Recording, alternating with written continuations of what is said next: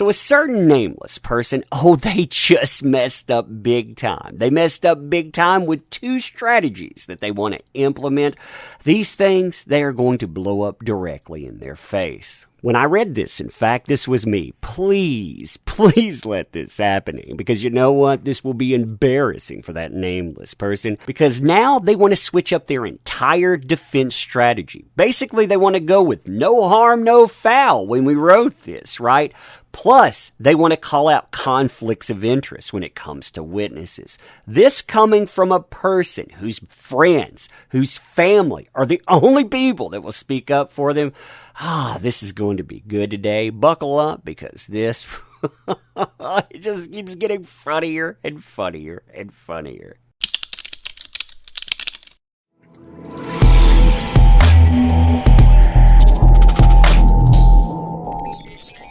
So the revelations that we're talking about today, notice that's plural, revelations. This comes to us from Courthouse News Service. Now, Courthouse News Service, interestingly enough, they are biased against JD. And yet when you read through this, you'll notice a few things. So here's the article.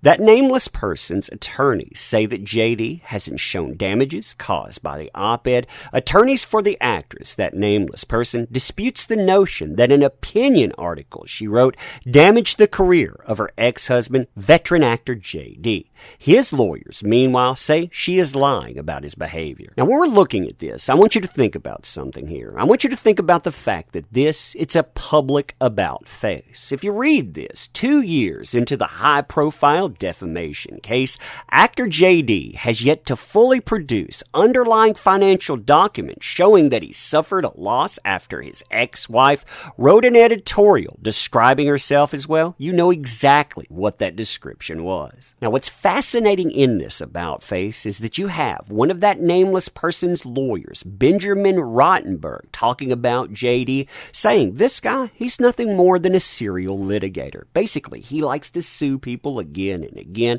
He blames other people for costing him his job, but no, that's really him. They're saying that he needs to go on record. He needs to prove the damages from that article, the $50 million that he wants. Now, something that should get the old noggin jogging right from go, hopefully that includes the judge, anyone deciding the case too, is the fact that in the past that nameless person said, yeah, this thing, it isn't about him at all. That was what their entire defense was predicated on. In fact, if you look at this here, this is from their second attempt to get the case dismissed. They said all of these statements right here, they're not about him at all. You know, hey, this is about that nameless person. I spoke up against sexual violence and faced our culture's wrath. That has to change. Then 2 years ago, I became a public figure representing DV, felt the full force of our culture's wrath for women who speak out. I had the rare vantage point of seeing in real time how institutions protect men accused of DV.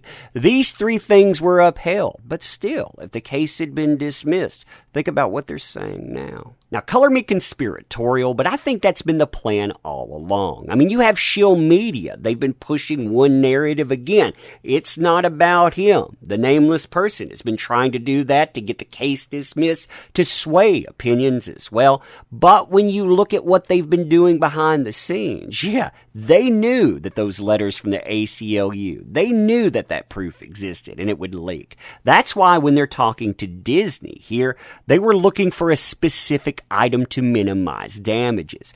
During the negotiations over the scope of the subpoena, talking about the subpoena to Disney, it became clear that their strategy was to show that Disney did not have documents showing a linkage between that nameless person's public statements and JD's career, so to minimize her damages. Again, that was the plan all along, no matter what they've been saying.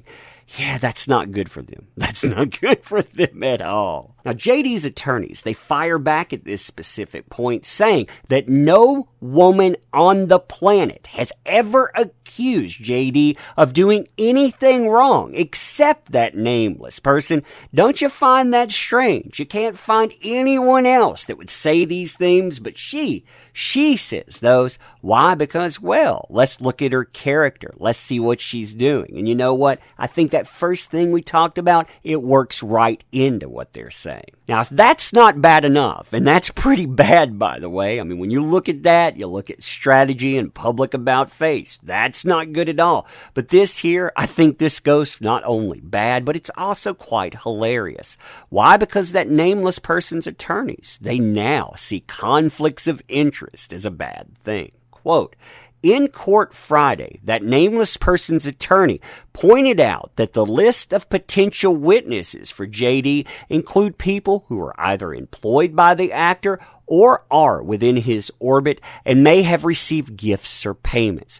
We're entitled to see what he paid them, the lawyer says. Now, JD's team, they shoot this down, but they shoot it down defensively. That's not a problem necessarily, but I want to point something out to you after I read this. So Chewy countered that the request was overly broad, saying if JD bought someone a cup of coffee, it would have to be disclosed. Now, the judge, for their part, they set a threshold at $5,000, saying that gifts or payments, they must be disclosed. And the judge also said that lawyers can't ask the actor's employees to disclose anything about their salaries.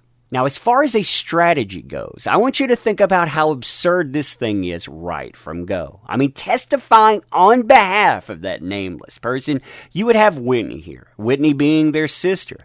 You would have Raquel Pennington or Rocky Pennington being their best friend and somebody that relied on them to live for years. Same thing with Josh Drew here, was a freeloader, relied on them for years. You have Io Tillett Wright, someone who has listed themselves as a best friend as well.